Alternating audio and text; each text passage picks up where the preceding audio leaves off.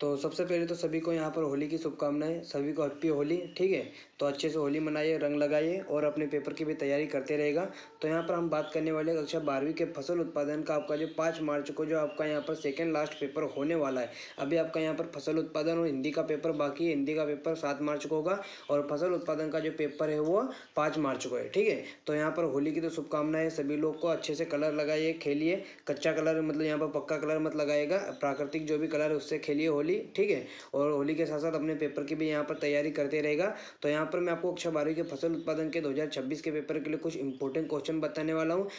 तो वीडियो बहुत ही इंपॉर्टेंट है। यहाँ पर आप सभी को जितने भी क्वेश्चन बताने वाला हूँ उन क्वेश्चन को अच्छे से तैयार कीजिएगा और अपने पेपर की तैयारी अच्छे से कर लीजिएगा। तो बिना टाइम वेस्ट किए मैं आपको यहाँ पर क्वेश्चन बताता हूँ। ठीक है, इन क्वेश्चन को पढ़ लीजिएगा और फिर एक बार और होली खेल लीजिएगा, फिर और क्वेश्चन को पढ़ लीजिएगा। तो यहाँ पर आप क्वेश्चन नोट करना शुरू कीजिए। क्या अध्याय 1 जल निकास, उसमें जो पहला क्वेश्चन आपको तैयार करना है, जल निकास से आप क्या समझते हो। अब आपका चैप्टर का नाम ही जल निकास है, तो आपको पता होना चाहिए कि जल निकास से आप क्या समझते हो। और ये बहुत ही इंपॉर्टेंट क्वेश्चन है, पूछा जाता है आपके एग्जाम में। और इस चैप्टर से आपको 4 नंबर का क्वेश्चन पूछेगा। तो आपको यहाँ पर याद करना होगा जल निकास से आप क्या समझते हो, इसका महत्व बताइए। तो जल निकास क्या होता है, फसल की पैदावार बढ़ाने हेतु भूमि की सतह अथवा अधोसतह से अनावश्यक जल को कृत्रिम रूप से बाहर निकालना जल निकास कहलाता है। बहुत ही सरल है, एक बार पढ़ोगे याद हो जाएगा। इसका महत्व या लाभ क्या है, तो इससे भूमि की जो भौतिक दशा वो सुधरती है। ठीक है, इससे क्या होता है, जो भूमि की भौतिक दशा वो सुधरती है। दूसरा क्या है, भूमि में वायु संचार बढ़ता है। तीसरा क्या है, भूमि का जो तापमान अनुकूल रहता है जिससे अंकुरण अच्छा होता है। और चौथा है, मृदा में जो किसी के जल की मात्रा में वृद्धि होती है। और पांचवा, भूमि क्षारीय अथवा अम्लीय होने से बची रहती है। ठीक है, याद रखिएगा, मोस्ट इंपॉर्टेंट क्वेश्चन है, तैयार कीजिएगा। उसके बाद आपको यहाँ पर जल निकास की कोई 4 आवश्यकता बताना है। तो यहाँ पर आप जल निकास की जो 4 आवश्यकता है, जो यूँ कहिए कि जल निकास की आवश्यकता के प्रमुख कारण है, आप यहाँ पर देख सकते हो। अभी मैं आपको पढ़कर नहीं समझा सकता हूँ क्योंकि अपने पास ज़्यादा टाइम नहीं है। तो यहाँ पर बाद में हम जो आपके अर्धवार्षिक पेपर के बाद में हम फुल डिटेल चैप्टर वाइज हम यहाँ पर तैयारी करने वाले हैं। तो अभी पढ़ लीजिएगा, बाद में हम अच्छे से तैयारी कीजिएगा। ठीक है, तो आप यहाँ पर नोट कर लीजिए कि जल निकास की 4 आवश्यकता के जो प्रमुख कारण है वो यहाँ पर बताया गया है। तो यहाँ पर 5 कारण दिए गए जिसमें जो आपको 4 सरल लगे वो आप याद कर सकते हो। ठीक है, सरल तो सभी, आपको जो आसानी से याद हो जाए वो आप याद कर सकते हो। ठीक है, उसके बाद तीसरा क्वेश्चन क्या है, जल निकास की परिभाषा मैं आपको पहले क्वेश्चन में बता चुका हूं। जल निकास की कोई 3 प्रणालियों को समझाइए। तो जल निकास की जो परिभाषा तो मैं पहले ही पढ़ा चुका हूं। जल निकास की प्रमुख प्रणालियां निम्नलिखित है। पहली प्रणाली क्या है, प्राकृतिक प्रणाली। इस प्रणाली में नालियां भूमि के प्राकृतिक ढाल के साथ साथ जड़ेगी क्या है, बदलती रहती है एवं अंत मुख्य नाली द्वारा, तो आप यहाँ पर पढ़ सकते हो। दूसरी क्या है, हेरिंग बोन प्रणाली। और तीसरी है गेरी ड्रोन प्रणाली। ठीक है, याद रखिएगा, आपके एग्जाम में पूछा जाता है तो जरूर तैयार कीजिएगा। उसके बाद मोस्ट इंपोर्टेंट क्वेश्चन, सिंचाई एवं जल निकास में अंतर लिखिए। मोस्ट इंपोर्टेंट क्वेश्चन है, जरूर तैयार कीजिएगा। ठीक है, तो यहाँ पर आप देख सकते हो सिंचाई और जल निकास में यहाँ पर अंतर दिया गया। सिंचाई क्या होता है, सिंचाई आप यहाँ पर देख सकते हो, खेत में पानी देना सिंचाई कहलाता है। जल निकास, खेत से अनावश्यक पानी निकालना जल निकास कहलाता है। अभी मैं आपको पढ़ा चुका हूँ। दूसरा क्या है, सिंचाई हेतु नालियाँ खेतों से ऊंची बनाई जाती है, जबकि जल निकास में फालतू पानी बाहर निकालने वाली नालियाँ धरातल से नीचे बनाई जाती है। ठीक है, तो यहाँ पर आपको 4 अंतर दिए गए, तो आप इसे पढ़ सकते हो। ठीक है, पढ़ लीजिएगा। उसके बाद आपको यहाँ पर मोस्ट इंपोर्टेंट क्वेश्चन, पृष्ठ एवं भूमिगत जल निकास में आपको नालियों में अंतर याद करना है। ठीक है, तो मोस्ट इंपोर्टेंट क्वेश्चन है, तैयार करना है आपको। तो पृष्ठ नालियाँ, यूँ कही कि पृष्ठीय नालियाँ और भूमिगत नालियाँ में यहाँ पर अंतर दिया गया है, तो आप इसे पढ़ लीजिएगा। यहाँ पर 8 अंतर दिए गए, जो 5 सरल लगे वो आप याद कर लीजिएगा। ठीक है, उसके बाद आपको यहाँ पर जल निकास को प्रभावित करने वाले 4 कारकों का वर्णन करना है। तो पहला है, आप यहाँ देख सकते हो, भूमि का ढाल। दूसरा, भूमि की किस्म। यहाँ पर मैं आपको जैसे बता रहा हूँ वैसे अगर आप पेपर में लिख कर आ जाओगे तो आपका जो एग्जामिनर है, आपका जो कॉपी चेक करने वाला, वो आपका नंबर काट ही नहीं सकता है। ठीक है, नंबर मतलब वो उसके पास नंबर काटने की वजह ही नहीं मिलेगी। ठीक है, उसके बाद यहाँ पर तीसरा क्या, भूमि की कीमत। चौथा, अनावश्यक जल की मात्रा। बस आप 4 याद रखेगा। उसके बाद आपका जो दूसरा चैप्टर है पादप पोषण, उसमें जो पहला क्वेश्चन तैयार करना है, पादप पोषण की परिभाषा तथा पादप पोषक तत्व की अनिवार्यता की कोई 3 कसौटी लिखिए। मोस्ट इंपोर्टेंट क्वेश्चन, अगर आप आपकी परीक्षा दिन उठाकर देखोगे तो ऐसा कोई साल नहीं है जिसमें ये क्वेश्चन पूछा ना गया हो। ठीक है, तो जरूर याद रखिएगा। तो पादप पोषण की परिभाषा क्या है, तो प्राय सभी पौधे जल एवं अकार्बनिक तत्व भूमि से प्राप्त करते हैं। भूमि में ये अकार्बनिक तत्व खनिज के रूप में पाए जाते हैं, जिन्हें खनिज तत्व या पोषक तत्व कहते हैं, ठीक है। तथा उनके पोषण को खनिज पोषण या पादप पोषण कहते हैं, ठीक है। खनिज तत्व या पोषक तत्व एक ही बात है, खनिज पोषण को या पादप पोषण को एक ही बात है, ठीक है। उसके बाद आपको यहाँ पर जो ये सॉरी हाँ यही है, इसकी है ना, क्या है सॉरी क्या बात क्या है, पोषक तत्वों की अनिवार्यता की 3 कसौटी। यहाँ तो मैंने आपको क्या बताया, परिभाषा बताया। पोषक तत्व की अनिवार्यता की 3 कसौटी आप यहाँ पर दी गई है, जैसे आप यहाँ पर देख सकते हैं। ऑर्नर नामक वैज्ञानिक ने 1938 में पादप पोषण में तत्वों की अनिवार्यता की निम्नलिखित कसौटियां बताई। ये 3 कसौटी मोस्ट इंपॉर्टेंट 100% आपके एग्जाम में देखने को मिलेगा। इन 3 कसौटी मतलब चाहकर भी, भूल कर भी, या यूं कहो कुछ भी करके, लेकिन इसे याद तैयार कर लीजिएगा, ठीक है। रटो समझो याद करो कुछ भी करो, लेकिन जरूर तैयार कीजिएगा, ठीक है। उसके बाद आपको यहाँ पर जो नेक्स्ट क्वेश्चन आपको तैयार करना है, मृदा में पोषक तत्वों की प्राप्ति, ये तत्व है, ठीक है। पोषक तत्वों की प्राप्ति के 3 कारण, 3 साधन लिखकर उनका संक्षिप्त वर्णन कीजिए। तो मृदा में पोषक तत्वों की प्राप्ति के प्रमुख साधन कौन कौन से? पहला है खाद्य एवं उर्वरक द्वारा, दूसरा फसलों के अवशेषों द्वारा, तीसरा दलहनी फसलों द्वारा, ठीक है। याद रखिएगा, नोट कर लो। उसके बाद आपको जो तीसरा क्वेश्चन तैयार करना है, मृदा में पोषक तत्वों की हानि के 3 कारण लिखकर उनका संक्षिप्त वर्णन कीजिए। तो यहाँ पर आप देख सकते हैं मृदा में पोषक तत्वों की हानि के प्रमुख कारण, पहला क्या, फसलों द्वारा पोषक तत्वों की भूमि से ग्रहण करना, दूसरा भूमि कटाव द्वारा, तीसरा खरपतवारों द्वारा, ठीक है, नोट करो। उसके बाद चौथा क्वेश्चन है पौधों में नाइट्रोजन कमी के लक्षण। अब यहाँ पर जितने भी क्वेश्चन बताऊंगा, पौधों में नाइट्रोजन की कमी, फास्फोरस की कमी, पोटास की कमी, मोस्ट इंपॉर्टेंट क्वेश्चन है। 100% इन 3 चैप्टरों में यहाँ पर 3 क्वेश्चन बताऊंगा, उनमें से 100% एक क्वेश्चन देखने को मिलेगा तो मिलेगा, ठीक है। तो जरूर नोट कर लीजिएगा, और अथवा में हो सकता है कि दोनों ही आ जाए, ठीक है। तो नोट करो फटाफट ये वाला क्वेश्चन, पौधों में नाइट्रोजन कमी के लक्षण, मोस्ट इंपॉर्टेंट क्वेश्चन। अगर मैं आप मेरे को तीनों से पूछे, ऐसे तो मैं कहूँगा कि तीनों तैयार करो, लेकिन अगर आप पूछो कि फास्फोरस, पोटास और नाइट्रोजन में कौन सा याद करें, तो नाइट्रोजन वाला मैं आपको पहली वरीयता में नाइट्रोजन वालों को ही दूंगा, तो जरूर तैयार कीजिएगा, ठीक है। उसके बाद पौधों में फास्फोरस की कमी के लक्षण, अभी मैंने बताया, बहुत ही सरल है। क्या होगा अगर फास्फोरस की कमी होगी तो क्या होगा, आप ही सोचो। पौधों की वृद्धि रुक जाएगी। नाइट्रोजन में भी यही हो सकता है, नाइट्रोजन में भी यही बात आती है कि पौधों की वृद्धि रुक जाती है। वही है, एक दूसरे से रिलेटेड ही है। कमी है तो फिर वही बात आएगी ना, ठीक है। तो आप पढ़ लीजिएगा, ठीक है। अभी मैंने पौधों में पोटास की कमी के, वही है, नाइट्रोजन वाला ही है, इसमें भी वही है, ठीक है, याद रखिएगा।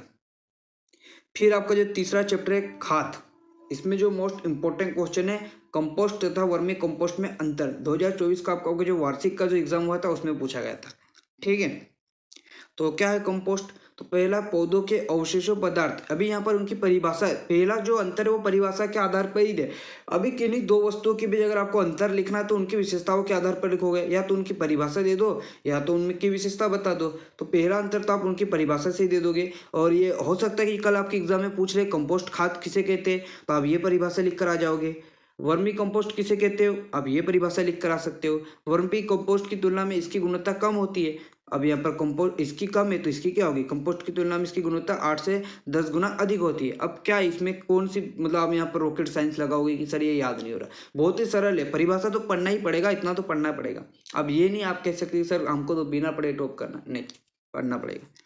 उसके बाद क्या है, खाद एवं उर्वरक में अंतर लिखे। तो आपको खाद एवं उर्वरक में अंतर याद करना है। तो खाद और उर्वरक या यूं कहे जीवाश्म खाद और रासायनिक खाद में अंतर, 5 अंतर है। मोस्ट इंपॉर्टेंट क्वेश्चन है, तैयार करना है तो कर ही लीजिएगा, ठीक है। मोस्ट इंपॉर्टेंट है, तैयार कीजिएगा। हरी खाद, केचुआ खाद, नाटेप खाद की परिभाषा। हरी खाद, केचुआ खाद, अभी वर्मी कंपोस्ट और केचुआ खाद एक ही बात है। और याद रखिएगा, अभी यहाँ पर सभी लोग यहाँ पर कमेंट करके बताओ कि ये केचुआ खाद है। यहाँ पर बताओ किसान का मित्र किसे कहा जाता है, किसान का सच्चा मित्र किसे कहा जाता है, कमेंट करके बताओ। उसके बाद नाटेप खाद है, इसकी परिभाषा याद करना है। हरी खाद के महत्व, अभी मैंने आपको हरी खाद की जो महत्व परिभाषा बताई, अब यहाँ पर परिभाषा डबल बता रहा हूँ, अब महत्व याद रखिएगा। ऐसा मतलब मैंने यहाँ पर मैं बताना चाहता हूँ कि अगर आपके एग्जाम में आपको पूछ ले कि हरी खाद के महत्व बताए, तो आपके अगर पास टाइम है तो आप इसकी परिभाषा भी लिख सकते हो, ठीक है। परिभाषा लिखोगे, उसके बाद महत्व लिखोगे, लेकिन नहीं टाइम है तो आप डायरेक्ट उसके महत्व लिखो, ठीक है। जो क्वेश्चन में पूछा वो लिखो, ठीक है। जैविक खाद किसे कहते हैं, इसके 2 महत्व लिखिए। जैविक खाद की परिभाषा बता रहा हूँ और इसके महत्व बता रहा हूँ, ठीक है, याद रखिएगा। चौथा चैप्टर है उर्वरक। तो इसमें जो पहला क्वेश्चन आपको तैयार करना है, उर्वरक किसे कहते हैं, मोस्ट इंपॉर्टेंट क्वेश्चन है। आपका ये चैप्टर का नाम ही उर्वरक है, तो आप समझिए कि ये क्वेश्चन अपने आप में कितना इंपॉर्टेंट है। कभी कभी आपके मतलब उर्वरक के बारे में आप इसके अंदर सभी चीज़ मतलब उर्वरक क्या होता है, इसके प्रकार पढ़ोगे, क्या क्या पढ़ोगे, तो इसमें पहले उर्वरक के बारे में पता होना चाहिए, इसका वर्गीकरण बताना है। तो उर्वरक क्या है, उर्वरक वे पदार्थ है जो भूमि की उर्वरता बढ़ाने के लिए कारखाने में कृत्रिम रूप से तैयार करके प्रयोग किए जाते हैं। इनमें एक अथवा अधिक पोषक तत्व उपस्थित होते हैं, जैसे अमोनियम सल्फेट, यूरिया। ठीक है, आपने देखा होगा यूरिया, डीपी, फास्फोरस, ये सभी क्या उर्वरक है, रासायनिक उर्वरक भी कहते हैं इनको। अब यहाँ पर देख सकते हो उनके वर्गीकरण क्या है, नाइट्रोजन उर्वरक, फास्फोरस उर्वरक, पोटास उर्वरक, जटिल उर्वरक। अगर आप गांव से बिलोंग करते होगे, आपके घर में खेती करते होगे, तो आप सभी को पता ही होगा। ठीक है, उसके बाद क्या है, नत्रजनीय मतलब नाइट्रोजन युक्त उर्वरकों के 4 नाम एवं उनके नत्रजन की प्रतिशत मात्रा लिखिए। मोस्ट इंपॉर्टेंट क्वेश्चन है। तो यहाँ पर आप देख सकते हो urea, ammonium sulphate, calcium ammonium nitrate, urea, formaldehyde compound, ammonium chloride. तो यहाँ पर दिया गया, नोट करो। ठीक है, उनके जैसे कि यूरिया में 46% नाइट्रोजन। अगर आप इस क्वेश्चन को तैयार करते हो तो आपके ऑब्जेक्टिव की भी तैयारी हो जाएगी। पूछा जाता है अमोनियम सल्फेट में कितना नाइट्रोजन होता है, तो क्या होता है 20.6%। ठीक है, पोटेशियम क्लोराइड, पोटेशियम सल्फेट तथा सिंगल क्या है सुपर फास्फेट में तत्वों की प्रतिशत मात्रा लिखिए। तो ये देखिए आप, urea, ammonium sulphate, calcium ammonium sulphate, पूरा कंप्लीट जानकारी दी गई, नोट करो, नोट करो। जैव उर्वरक से आप क्या समझते हो, इनका महत्व लिखिए। Most most most important question है, पूछा जाएगा। जैव उर्वरक किसे कहते हैं और जैव उर्वरक के महत्व को, लाभ को, एक ही बात है। ठीक है, नोट करो। पोटेशियम क्लोराइड तथा पोटेशियम सल्फेट में पोटास की प्रतिशत मात्रा लिखिए। तो पोटेशियम क्लोराइड में 60% तथा पोटेशियम सल्फेट में 48%। 2024 का आपका जो वार्षिक का एग्जाम हुआ था उसमें पूछा गया था ये क्वेश्चन। मिश्रित तथा यौगिक उर्वरक में कोई 2 अंतर लिखिए, ये भी पूछा गया था। तो मिश्रित उर्वरक और क्या जटिल उर्वरक, या यूं कहे कि यौगिक उर्वरक में अंतर, तो केवल 2 अंतर है, याद कर लीजिएगा। 4, इसमें दीर्घ उत्तर प्रश्न आ रहा है तो 4 याद करना पड़ेगा। बेसल ड्रेसिंग तथा टॉप ड्रेसिंग में कोई 2 अंतर, बेसल ड्रेसिंग और टॉप ड्रेसिंग में अंतर है। ठीक है, नोट करो। टाइपिंग मिस्टेक, ये 5वां चैप्टर है। टाइपर, टाइपिंग, टाइपर भाई क्या कर रहे हो।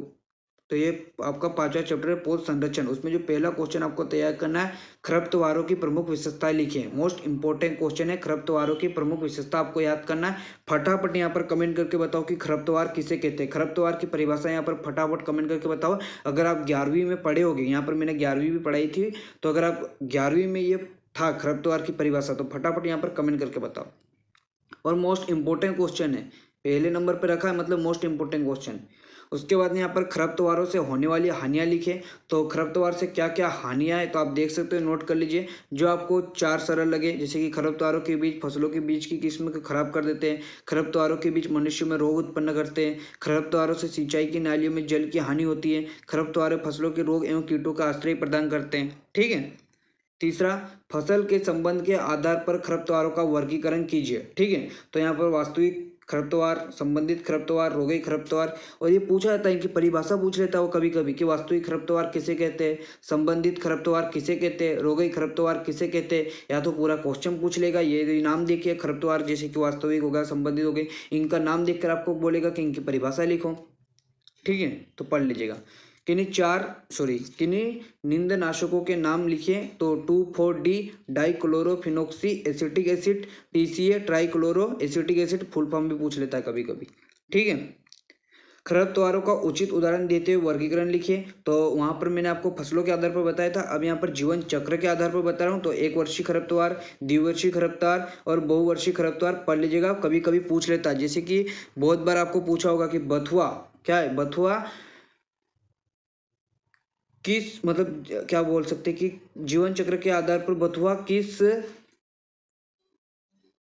या यूं कहे कि 1 वर्षीय खरपतवार का उदाहरण लिखे। तो बथुआ, या यूं पूछ सकता है कि बथुआ जो है किस खरपतवार का वर्गीकरण है। ठीक है, मतलब किस, आप कौन से वर्गीकरण में से रख सकते हो। ठीक है, समझो क्या मैं क्या कहना चाहता हूँ। ठीक है, क्या बीज पत्र के आधार पर खरपतवारों का वर्गीकरण उदाहरण सहित लिखिए। तो यहाँ पर आप देख सकते हो 1 बीजपत्री खरपतवार, द्विबीजीय खरपतवार, तो आप इसे नोट कर लीजिए।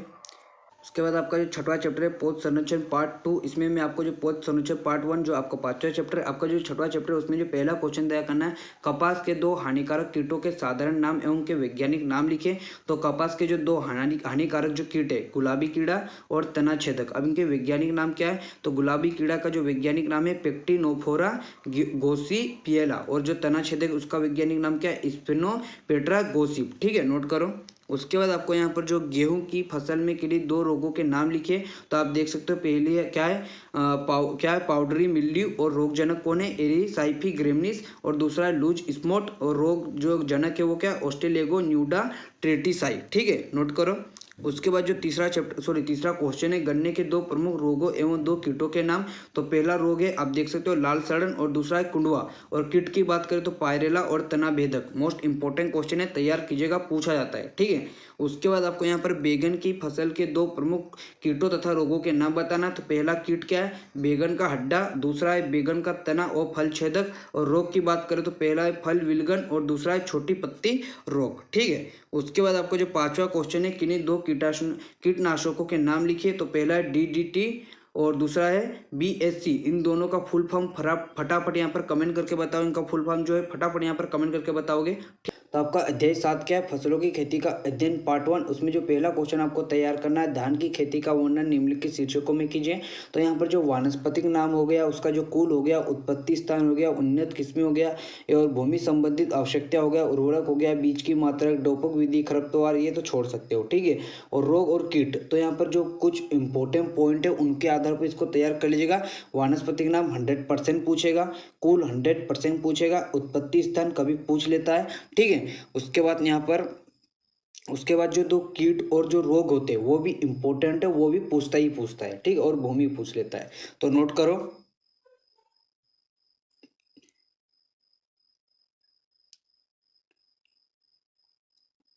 उसी प्रकार आपको सोयाबीन की खेती का निम्नलिखित शीर्षकों में वर्णन कीजिए। तो सोयाबीन आपको यहाँ पर उसका वानस्पतिक, उसका नाम, उसकी उत्पत्ति स्थान, उसकी जलवायु, भूमि, रोग, कीट सभी याद करना है।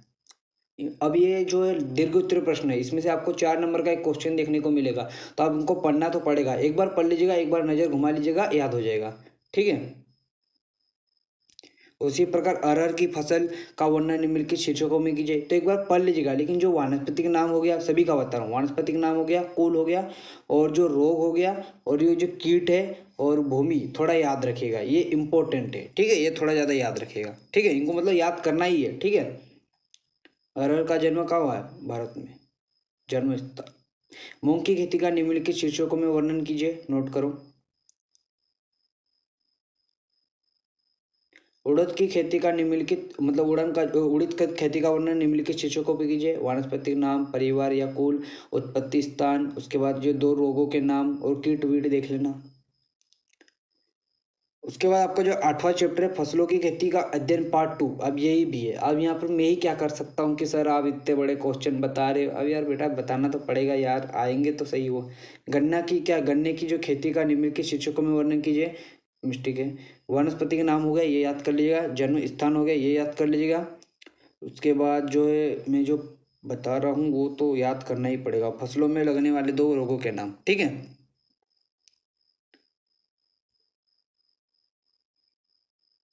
गन्ने की पेड़ी से आप क्या समझते हैं? मोस्ट इंपॉर्टेंट क्वेश्चन है। इसके लाभ और दो हानियां बताना है। सॉरी यहाँ पर बोला नहीं, लेकिन इसके लाभ और हानियां बताना है। तो गन्ने की पेड़ी क्या होता है? गन्ने की बोई फसल की कटाई के बाद उसी खेती में बोई गई फसल की जड़ों से गन्ने के नए पौधे तैयार होते हैं। आप सभी ने देखा होगा, इन पौधों से गन्ने की जो फसल तैयार होती है उसे गन्ने की पेड़ी कहते हैं। ठीक है। जैसे कि गन्ने को बो दिया, फिर गन्ने को काट लिया, लेकिन ऐसा कुछ रहता है कि उसमें जो गन्ने के जो मतलब पहले से उसकी जो जड़ रहती है वो नए पौधे तैयार होते हैं। ठीक है। तो इन पौधों से गन्ने की जो फसलें तैयार होती है उसे गन्ने की पेड़ी कहते हैं। इसके लाभ यहाँ पर बताए गए, इसकी हानि भी मैं आपको बता रहा हूँ, नोट करिएगा। इसकी हानियाँ हैं, नोट करो। उसी प्रकार चने की खेती के संबंध में निम्नलिखित जानकारी दीजिए। तो इनका आपको यहाँ पर वानस्पतिक नाम, कुल, उत्पत्ति स्थान, उन्नत किस्में, सभी रोग, कीट वीट सब बताना है। ठीक है। अब वीडियो को रोक कर आप पढ़ सकते हो। ठीक है। ये मटर की खेती का निम्नलिखित शीर्षकों में वर्णन कीजिए।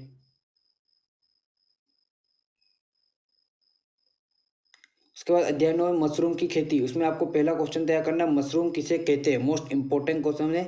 मशरूम से आप क्या समझते हो? तो वर्षा ऋतु में कूड़े के ढेर, आपने वो छत्ता नामक देखा है, छतरी, जहाँ कार्बनिक पदार्थों की मात्रा अधिक होती है पर अपने छतरी नुमा आकार के सफ़ेद भूरे पीले रंग के फुफद उगते हुए दिखाई देते होंगे, जिन्हें मशरूम कहते हैं। वर्षा ऋतु मतलब ये जो बारिश वारिश होती है, तो आपने देखा होगा ये जो कूड़े के ढेर पर छतरी नुमा एक, उसे ही मशरूम कहते हैं। ठीक है।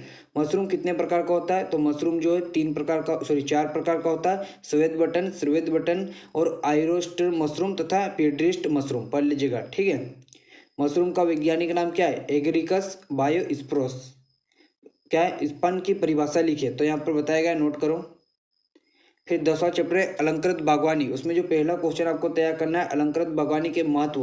अलंकृत बागवानी क्या होती है? सभी लोग कमेंट करके बताओगे। उसके बाद अलंकृत बागवानी के महत्व क्या है? तो अलंकृत उद्यान में विभिन्न प्रकार के फलों को उगाकर उनमें तैयार तेल, सेंट आदि बेचकर आर्थिक लाभ होता है। शोभाकारी उद्यान मन बहलाने का उत्तम स्थान है। यहाँ कुछ देर बैठने मात्र से ही मानसिक सुकून मिलता है तथा व्यक्ति की कार्य क्षमता में वृद्धि होती है। ठीक है। उसी प्रकार यहाँ पर ये पर्यावरण प्रदूषण को रोकता है। तो यहाँ पर 5 पॉइंट दिए गए, नोट करो।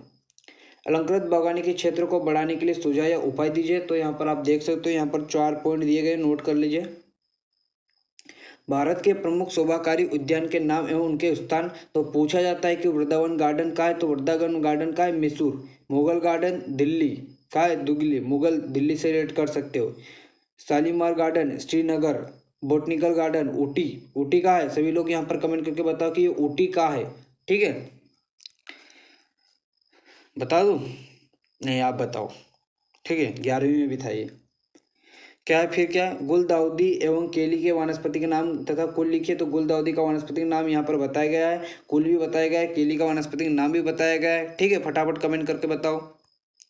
किन्हीं 2 फूलदार वृक्षों के नाम और उनके वनस्पति के नाम। तो गुलमोहर और क्या है? अमलतास। किन्हीं 3 वायुवृत्ति अथवा छायादार झाड़ियों के नाम और उनके वनस्पति के नाम। तो बांस, क्या है? बांस का बेम्बूसा स्पी पॉपुलस स्पी फरास, क्या है? टेम्ब्रिक्स आर्टिकुल्टा। और आपका जो 11वां चैप्टर है हरियाली, इसमें आपको जो पहला क्वेश्चन आपको तैयार करना है, आदर्श मतलब उत्तम नियोजित हरियाली की आपको यहाँ पर प्रमुख विशेषता आपको याद करना है। तो यहाँ पर आप देख सकते हो आदर्श हरियाली की जो विशेषता है क्या है? एक आदर्श हरियाली में निम्नलिखित विशेषताएं होनी चाहिए। पहला है हरियाली अत्यंत सुंदर लगती हो तथा गद्दे का रूप धारण किए हो। ठीक है, तो यहाँ पर जो आपको पूछ सकता है कि हरियाली की आपको यहाँ पर विशेषता बताए, तो आपको यहाँ पर हरियाली की मैं आपको कितनी 2 विशेषता बता रहा हूँ। 2 नंबर का क्वेश्चन है, जरूर याद कीजिएगा। हरियाली अत्यंत सुंदर लगती हो तथा गद्दे का रूप धारण किए हो। और दूसरा, नंगे पैर हरियाली पर चलने पर उसमें चुभन नहीं होनी चाहिए, अर्थात वो मुलायम हो। ठीक है, कहने का मतलब है कि हरियाली मुलायम होनी चाहिए। ठीक है, उसके बाद आपको यहाँ पर नेक्स्ट क्वेश्चन आपको तैयार करना है, मतलब इसी यहाँ पर हरियाली की विशेषता है, जैसे कि 2 बता चुका हूँ। उसके बाद तीसरी क्या है? हरियाली की कटिंग करने के बाद वो शीघ्र ही वृद्धि करके चारों ओर फैल जाए। हरियाली में खरपतवार नहीं होनी चाहिए। हरियाली के अंदर खाली स्थान नहीं होना चाहिए। हरियाली की घास ऐसी होनी चाहिए जिस पर गर्मी, शीत तथा रोगों का कोई प्रभाव ना पड़े, अर्थात वो सदा एक जैसी लगे। ठीक है, तो यहाँ पर आप हरियाली की विशेषता आप नोट कर सकते हो। उसके बाद आपको यहाँ पर नेक्स्ट क्वेश्चन तैयार करना है कि हरियाली लगाने के उद्देश्य क्या है, इसके उद्देश्य क्या है, इसका महत्व क्या है, इसका लाभ क्या हो। अगर आपको पूछे हरियाली लगाने के लाभ लिखिए, हरियाली लगाने के उद्देश्य लिखिए, हरियाली लगाने के महत्व लिखिए, तो आपको यही आंसर लिखकर आना है। तो आप देख सकते हो हरियाली लगाने के प्रमुख उद्देश्य क्या है। पहला, उद्यान की शोभा बढ़ाने के लिए। ठीक है, दूसरा, खेल के लिए मैदान बनाने के लिए। तीसरा, मनोरंजन एवं आनंद की अनुभूति के लिए। और चौथा है पार्कों एवं वानस्पतिक उद्यान के लिए। अब आप ही बताइए कि इतने सरल से आपको मैं समझा रहा हूं कि अगर आपने इस बार इसको एक बार पढ़ लोगे तो आपको याद होगा या नहीं होगा। बहुत ही सरल क्वेश्चन है और बहुत ही यहाँ पर उसके साथ सरल में आपको आंसर बता रहा हूँ। ठीक है, तो वीडियो को लाइक करना तो बनता है। उसके बाद तीसरा क्या? हरियाली मतलब जैसे कि लोन विकसित करने के लिए घास को चयन करते समय ध्यान देने योग्य बिंदुओं का उल्लेख कीजिए। तो यहाँ पर आप देख सकते हो कौन से बिंदु है। घास अधिक व अति शीघ्र फैलने वाली हो और घास पूरे साल हरी होने वाली हो। तो यहाँ पर आप देख सकते हो 6 है, नोट कर लो। ठीक है, घास में किसी भी प्रकार की दुर्गंध ना आए। ठीक है, उसके बाद आपको यहाँ पर हरियाली की परिभाषा तथा लगाने की 2 विधि बताना है। तो हरियाली क्या होती है? तो अलंकृत उद्यान में घास से घिरा हुआ क्षेत्र हरियाली कहलाता है। ठीक है, उसके बाद यहाँ पर इसको लगाने की विधियाँ बताई गई है। तो पहली विधि क्या है? बीज द्वारा। ठीक है, और दूसरी है टुकड़ों का लेप करना। ठीक है, नोट करो।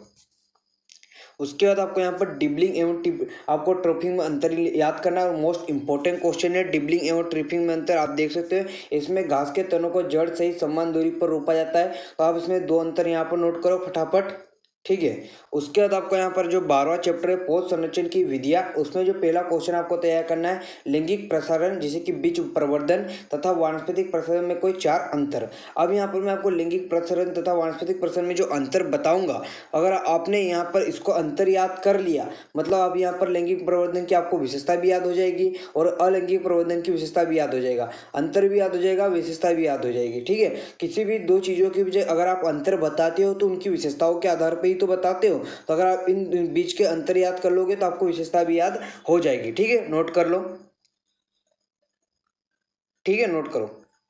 उसके बाद आपको यहाँ पर कर्तन तथा दाब कलम में अंतर याद करना मोस्ट इंपॉर्टेंट क्वेश्चन है, मोस्ट इंपॉर्टेंट क्वेश्चन है, ठीक है। कि आपको कर्तन तथा दाब में आपको जो अंतर याद करना है, ठीक है। तो आप देख सकते हो कर्तन तथा दाब कलम में अगर आप इसे अंतर याद कर लोगे और यही अगर आप अंतर याद कर लोगे तो विशेषता भी आपको याद हो जाएगी, जैसे कि अभी को पहले बताया मैंने, तो याद कर लो, ठीक है। उसके बाद आपको इंचार्जिंग तथा ग्राफ्टिंग में अंतर लिखिए। तो ये वाले चैप्टर से आपको अंतर याद करके जाना है और अंतर वाले क्वेश्चन बहुत ज़्यादा इंपॉर्टेंट है, तो तैयार जरूर कीजिएगा। 4 अंतर है, नोट कीजिए, ठीक है। उसके बाद आपको यहाँ पर वानस्पतिक प्रसरण के आपको अवगुण या यूं कहिए कि हानियां दोष आपको बताना है। तो आप देख सकते हो जैसे कि पहला क्या, पौधे का जीवन काल अपेक्षाकृत कम होता है, इस विधि से नई प्रजाति उत्पन्न नहीं की जा सकती है, वानस्पतिक प्रसारण की बात कर रहा है, ठीक है, नोट करो।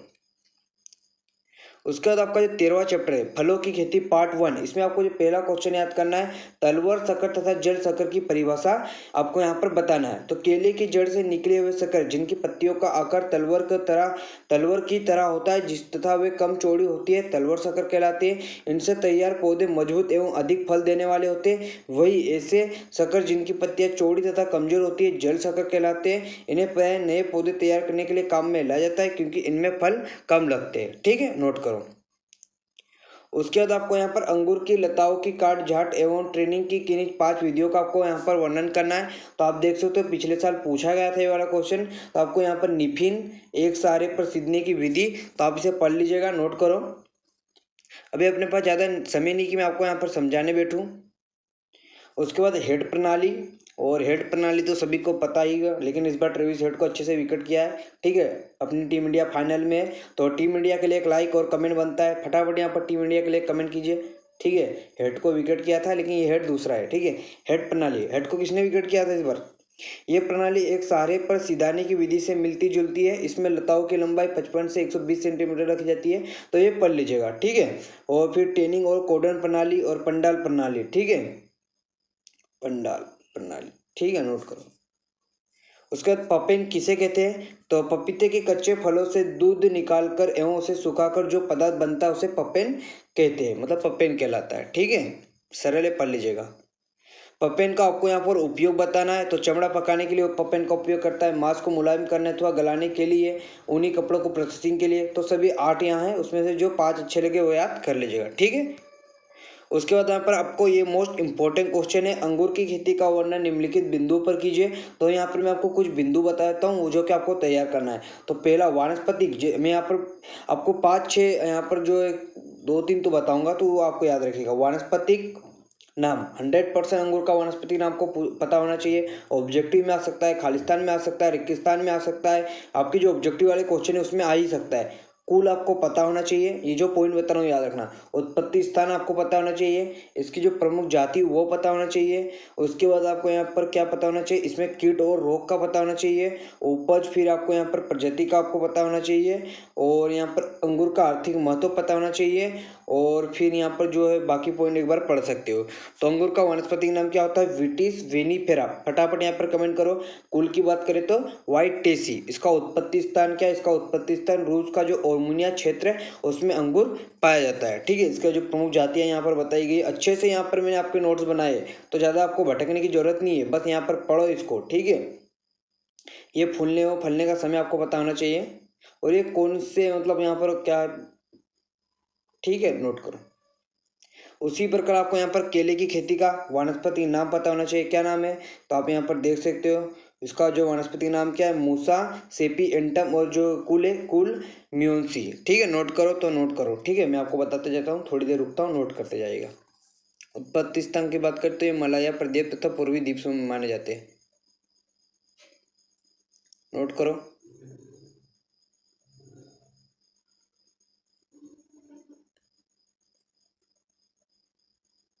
उसी प्रकार आपको पपीते की खेती का आपको यहाँ पर बताना है। ठीक है, वनस्पति नाम बताना है, उत्पत्ति स्थान हो गया, जलवायु हो गया, कुल हो गया। ठीक है, नोट करो।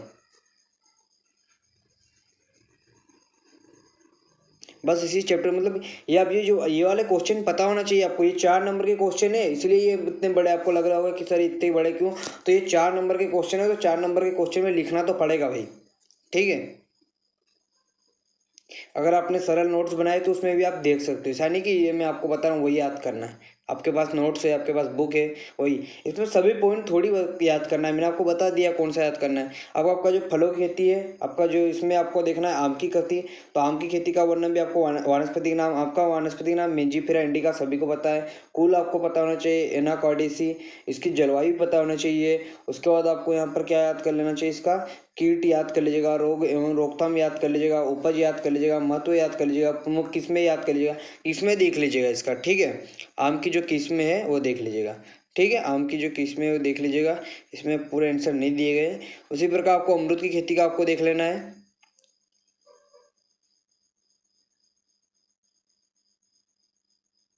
आंवला की खेती का देख लेना है।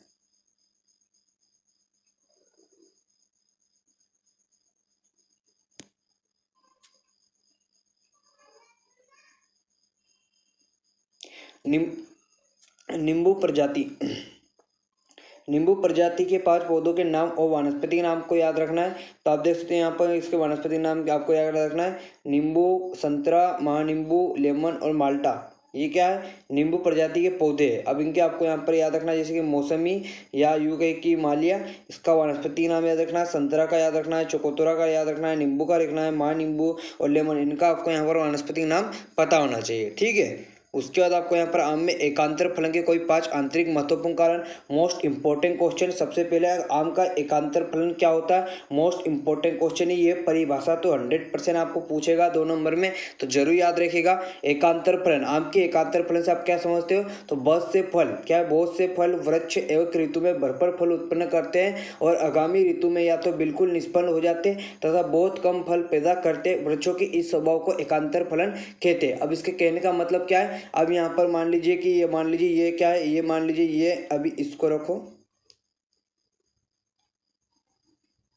ठीक है, ये समझो, ये मान लीजिए आप ये समझ लीजिए कि ये है 2022, क्या है ये 2022, और ये है 23 और ये है 24। तो मान लीजिए कि 22 में आम, यहाँ पर ये पेड़ है, आम का पेड़ है। अब मेरे को पेड़ बनाते नहीं आ रहा, अब तुम मतलब पेड़ में यहाँ पे से बनाऊंगा तो समझ नहीं आएगा, ये पेड़ समझ जाए इसको। ठीक है, तो यहाँ पर आम मान लीजिए, यहाँ पर वो आम, यहाँ पर बहुत सारे आम लग गए इस पेड़ पे। ठीक है, बहुत सारे आम लग गए आपके, तो मजे आ गया। ठीक है, उसके बाद जो अगला साल है उसमें मतलब बस 2-3 लगे आम, मतलब ज़्यादा आम ही नहीं है। फिर बहुत सारे 2024 में बहुत सारे आम आए।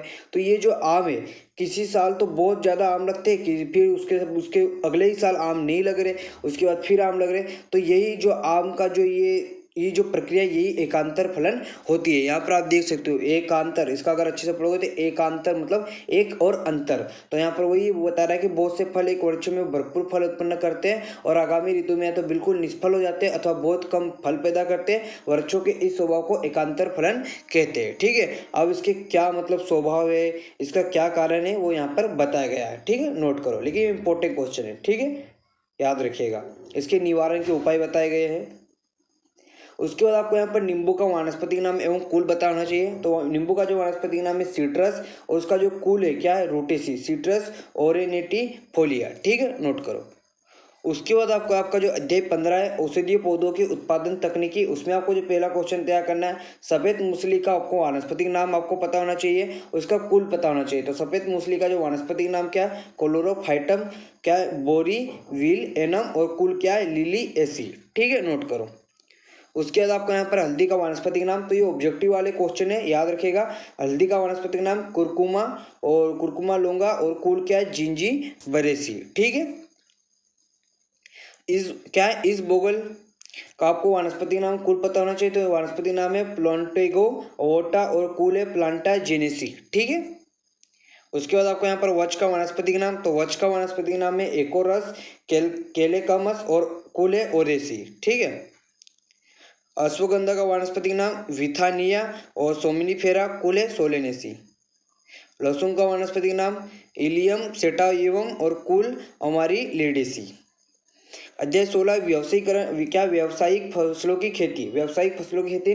तो यहाँ पर पहला पूछा है लेमन घास का आपको वानस्पतिक नाम बताना है। तो लेमन घास का जो वानस्पतिक नाम है सिम्बो पोगान और फूले कोसो ओसम तथा कुले पोएसी। ठीक है, रतन जोत का आपको वानस्पतिक नाम कुल पता होना चाहिए। तो रतन जोत का वानस्पतिक नाम जेठोपा कर्कस और कुल है योफो ब्रियसी। आपको फिर यहाँ पर खस घास का वानस्पतिक नाम कुल बताया गया है। पुदीना का वानस्पतिक नाम कुल बताया गया है। सिंट्रोला घास का वानस्पतिक नाम है कुल बताया गया है। फिर ये वाला क्वेश्चन भी नोट करो कि सिट्रोनोला घास के किस भाग से तेल निकाला जाता है। तो पत्तियों एवं परोड़ों से। ठीक है, सिट्रल घटक से संबंधित पौधे का नाम लेमन घास। मेथा का कुल लिमेसी। अध्याय 17 फल परीक्षण तकनीकी, मोस्ट इंपॉर्टेंट क्वेश्चन है। अस्थायी तथा स्थायी परीक्षण में आपको अंतर याद रखना है। तो वही बात है कि आप इसका सिद्धांत परिभाषाएं लिख दो। स्थायी और अस्थायी परीक्षण का आपको अंतर याद रखना है। ठीक है, ये स्थायी का है और ये अस्थायी का है। ब्लाचिंग क्या है, इसके लाभ लिखिए। तो आप देख सकते हो डिब्बा बंदी से पहले फलों तथा सब्जियों को उबलते हुए पानी में निर्धारित समय तक डालने की क्रिया को उबलते पानी का उपचार या ब्लाचिंग कहते हैं। मोस्ट इंपॉर्टेंट क्वेश्चन, इसके लाभ क्या है। फल नरम तथा मुलायम हो जाते हैं। दूसरा, लसलसे पदार्थ तथा दुर्गंध बाहर निकल जाती है। जीवाणुओं की संख्या कम हो जाती है। तो याद रखिएगा। सुखाना तथा निर्जलीकरण में क्या अंतर है। तो ये मोस्ट इंपॉर्टेंट क्वेश्चन है, जरूर याद रखिएगा, आपको पूछा जाता है। मोस्ट इंपॉर्टेंट क्वेश्चन है सन डायरिंग और यहाँ पर जो डिहाइड्रेशन, क्या आपको ये बहुत ही इंपॉर्टेंट क्वेश्चन है, जरूर याद रखिएगा। ब्लाचिंग तथा फार्मिंग में अंतर मोस्ट इंपॉर्टेंट क्वेश्चन है। अंतर वाले क्वेश्चन तो छोड़ना ही नहीं है, आपके एग्जाम में 100% आपको देखने को मिलेंगे। कैनिंग तथा बोतलिंग में आपको अंतर याद रखना है। अध्याय 18 परिरक्षित एवं तथा उनका विपणन। तो उसमें आपको यहाँ पर आचार की परिभाषा याद रखना है। सरल है, खाद्य पदार्थों का नमक, तेल, सिरका एवं अन्य मसालों के द्वारा परीक्षण कला ही आचार कहलाता है। ठीक है, जैम की परिभाषा, जैम उस खाद्य पदार्थ को कहते हैं जो फूलों के गूदे को चीनी एवं खटास के साथ मिलाकर निश्चित गाढ़ेपन तक पकाने में तैयार होता है, जिसमें चीनी की मात्रा कितनी होती है, 60 से 70% होती है। मार्मलेड की परिभाषा लिखिए, मोस्ट इंपॉर्टेंट क्वेश्चन है। सोवेस की परिभाषा लिखिए। जेली बनाते समय बरती जाने वाली सावधानियों का उल्लेख कीजिए। मोस्ट इंपॉर्टेंट क्वेश्चन है, पूछा जाता है, मोस्ट इंपॉर्टेंट है। ठीक है, याद रखिएगा। अच्छी जेली के प्रमुख गुण तथा विशेषताओं को आपको यहाँ पर बताना है। ठीक है, जैम तथा जेली में अंतर लिखिए। तो आप नोट कर सकते हैं, जैम फलों के गूदे से तैयार किया जाता है, जेली फलों के रस से बनाई जाती है। तो बहुत ही सरल सरल आंसर है। ठीक है, टमाटर का सॉस या केचप बनाने की विधि पिछले साल पूछा गया था। टमाटर को सॉस बनाते समय आवश्यक सावधानियां। अमरूद की जेली बनाने की विधि को चरणबद्ध कोई 5 बिंदुओं में लिखिए। मोस्ट इंपॉर्टेंट क्वेश्चन है, नोट कर लो।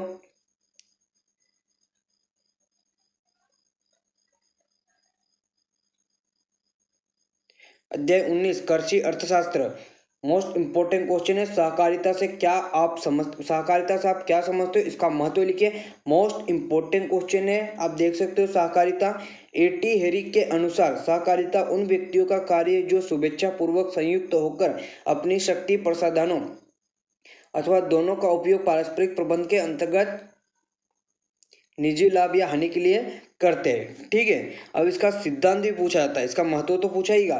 सहकारिता सामाजिक गुणों के विकास में सहायक है, ये सामाजिक व्यवस्था को मजबूत करने में सहायक है।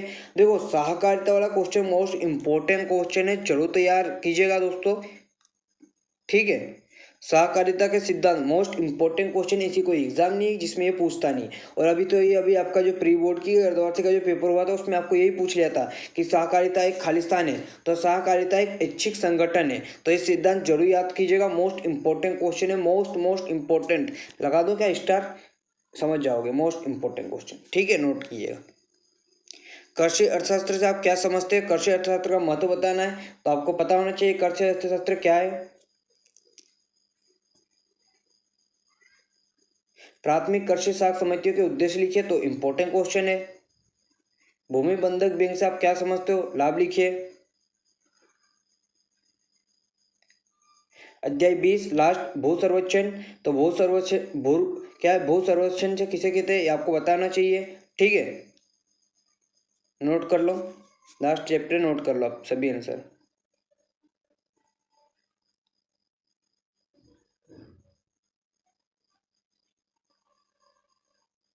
ठीक है।